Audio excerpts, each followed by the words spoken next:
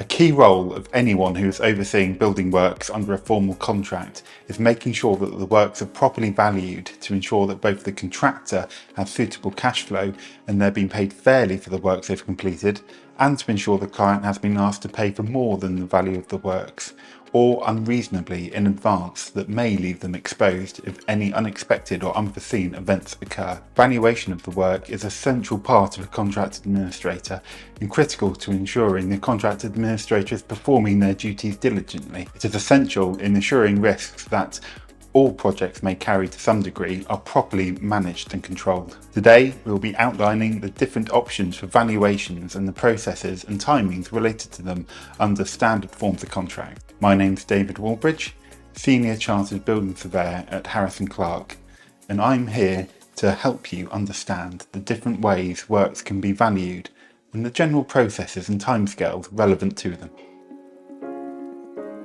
One of the most important stages in making sure the valuation process happens smoothly and fairly is ensuring that the documents and figures the valuation is to be based upon are assessed and to be fair and accurate as possible. This document, commonly called the contract sum analysis, breaks down the cost of works into discrete identifiable areas of work that have had the cost for the materials and labour etc. apportioned to them.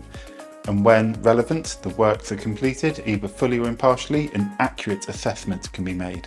This also ensures the contractor's figures can be suitably scrutinised when assessing their assessment of the cost of the works, to make sure they haven't overvalued works at the start of a programme, which can result in leaving clients exposed in the event of a contractor failing to complete the works or going bust in the middle of a job. So, it's time for the first valuation on a scheme. What happens? The contractor or their quantity surveyor acting on their behalf will at or before a specified date issue their assessment of the works complete up to and including that day. This is based on the documents agreed in the contract, either the contract sum analysis or against a payment schedule, depending on the method of valuation chosen within the contract. Valuing works and releasing payments are handled in two common ways. The first method is by monthly valuations, sometimes referred to as Alternative B, where the works completed are valued on a date specified within the contract and assessed against the contract sum analysis, commonly given a percentage of the works complete, for this to be agreed between the contractor and their quantity surveyor and the contract administrator. The second method is by way of stage payments, sometimes referred to as Alternative A, where the contract work is split into defined stages such as foundations complete or structure complete to roof plate that have agreed values assigned to them that include all works within that stage. Rather than an assessment of how much of the works are complete and proportion of that cost being certified for, this method of valuation means that payments will only be released once the relevant stage is fully complete. Again, an assessment of the works on site is completed by the contractor and the contract administrator to ensure all payments claimed for are legitimate and valid. So, the work's been valued.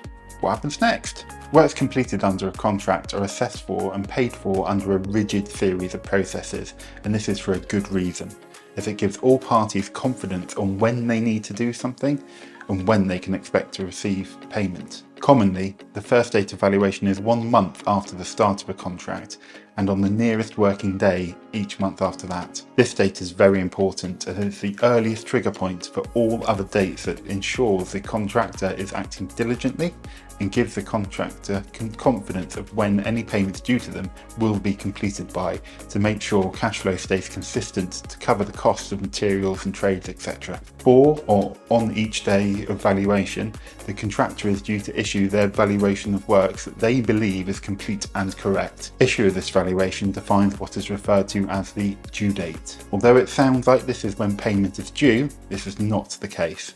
The due date is 7 days after the issue of the valuation and fixes relevant dates of when contract notices must be served by. Once the due date has been defined, the employer, normally through the contract administrator, must assess the works completed, agree the valuation with the contractor, and issue the payment notice confirming the amounts due to the contractor, all within 5 days after the due date. Once this notice has been issued to the contractor and employer, the contractor will provide a relevant invoice for the sum due.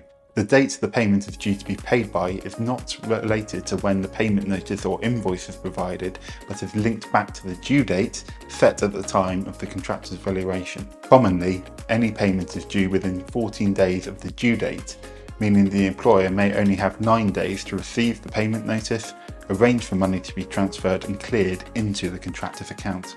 Other notices under standard contracts, such as pay less notices, are also tied back to the due date, as in this case they must be served within 5 days of the final date for which payment is due. Again, this is defined by the due date. In this instance, this can mean that there is only a 4-day window to issue the certificate. It is crucial that all parties involved give due consideration and are aware of the restrictive nature of timings when issuing notices, as failure to comply with these can result in parties being able to charge interest, be legitimately due monies of a higher value than the works completed, or even claim against the party for being in default of the contract.